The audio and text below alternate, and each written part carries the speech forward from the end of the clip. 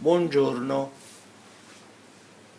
credo per la quarantunesima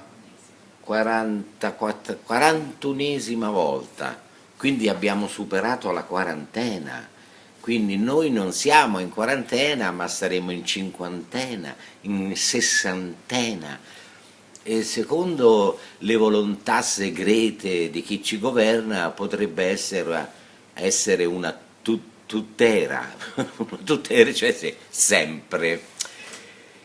Un piccolo episodio quotidiano. Ieri mattina io ho deciso di seminare il campo di calcio del Martoni, perché è un campo sintetico ma definito semi-organico, cioè all'interno c'è dell'organico che permette ai semi di sbocciare. Quindi io ho seminato, vedremo se è vero e se è vero il campo diventerà non bello, una cosa bellissima. È un po' come alcuni campi, ormai come lo stadio della Juventus, guardate l'erba è forte, calda, resistente.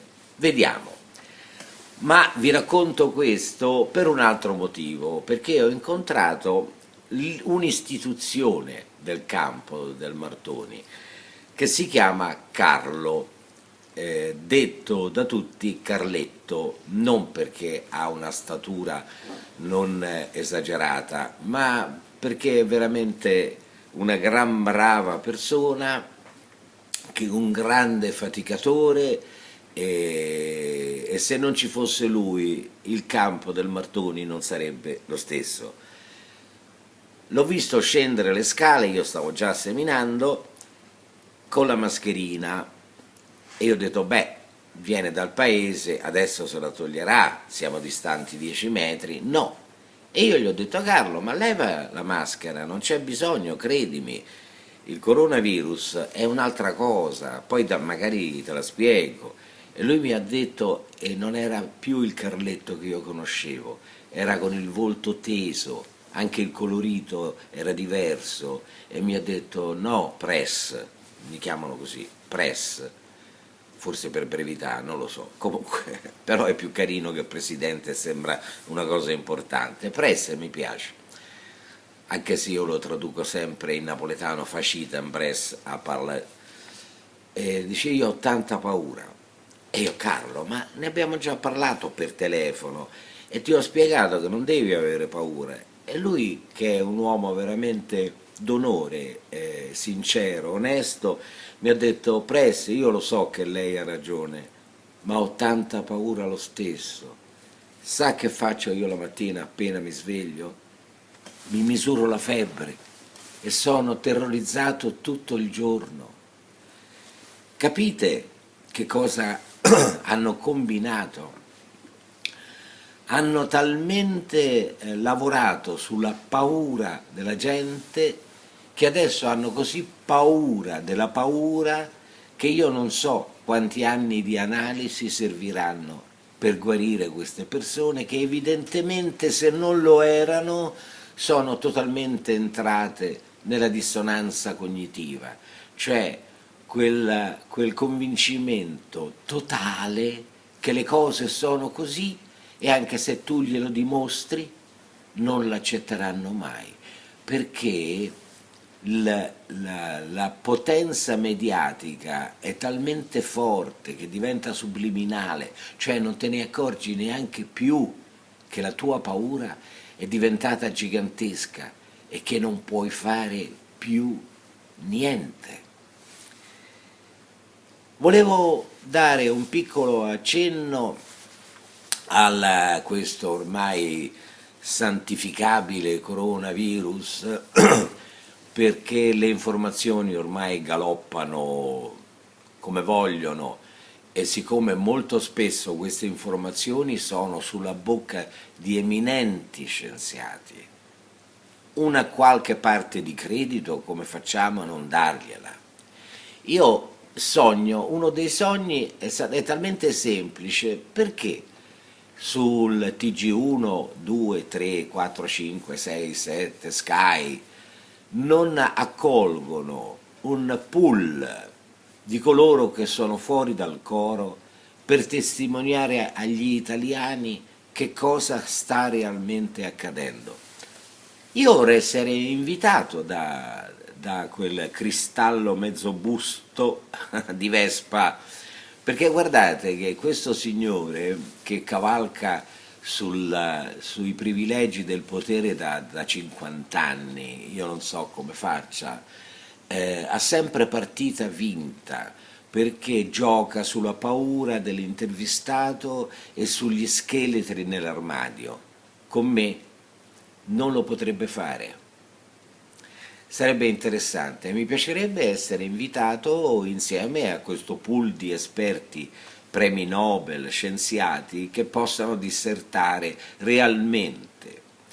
Come mi piacerebbe essere accompagnato da un pool di giuristi che certificano l'illegalità nella quale siamo sprofondati, perché il DPCM, che io ho tradotto domani parto con Mattarella, e scoprirete adesso perché, è un acronimo di decreto del Presidente del Consiglio dei Ministri, ma che non ha valore di legge.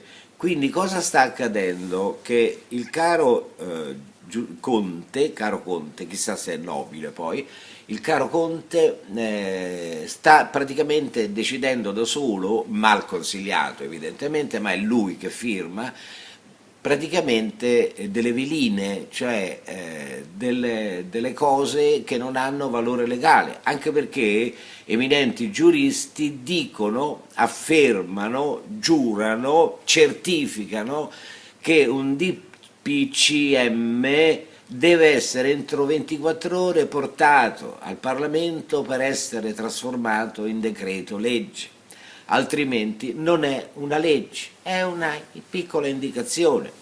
Tant'è vero, per serenità di coloro che sono stati multati, non pagare queste multe sarà facilissimo, non esisterà giudice che sottoscriverà le multe che vi hanno fatto, perché sono illegali. E il garante della Costituzione, quello che dovrebbe certificare la trasformazione in legge di queste veline, è, guarda un po' tu, il Presidente della Repubblica Mattarella. Quindi state un pochino più sereni, almeno per quanto riguarda le multe, perché non le pagherete mai, credetemi.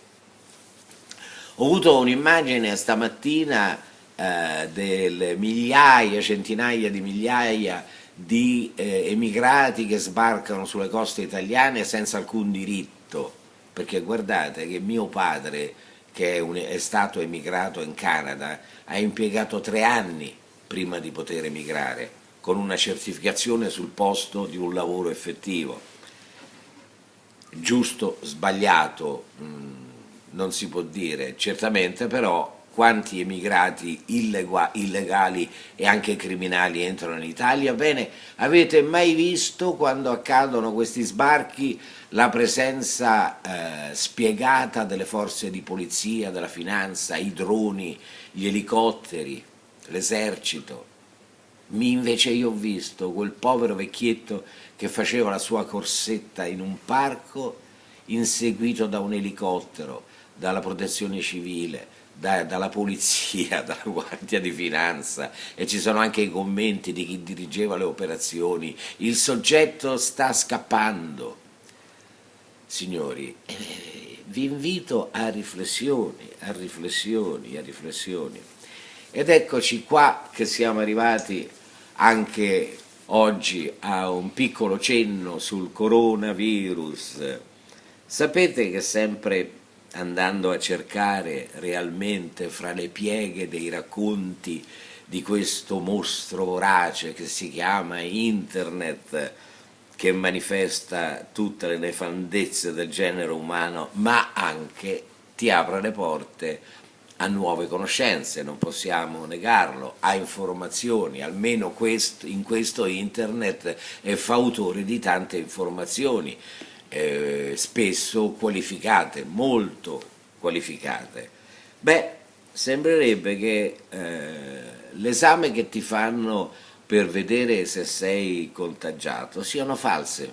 E sapete perché? Perché l'esame che ti fanno non è relativo alla scoperta del coronavirus, ma alla quantità di tossine che esistono nel corpo di tutti gli uomini, ovviamente, specialmente in questo periodo storico, che manifestano uno squilibrio, manifestano un veleno che le cellule stanno espellendo, che può essere di varia natura.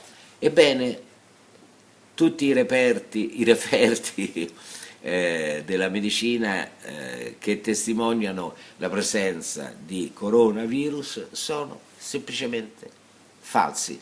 Non è vero.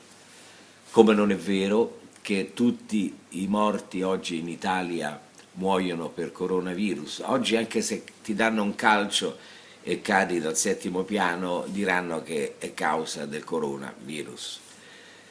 Cari amici, almeno noi in questo piccolo spazio che ormai da lontano è Pallonaro, svegliamoci, perché la situazione, guardate, le cose da dire sono un'infinità, ma non voglio tediarvi, non voglio allungarmi, anche perché se no, se dico tutto in un giorno, domani che dico?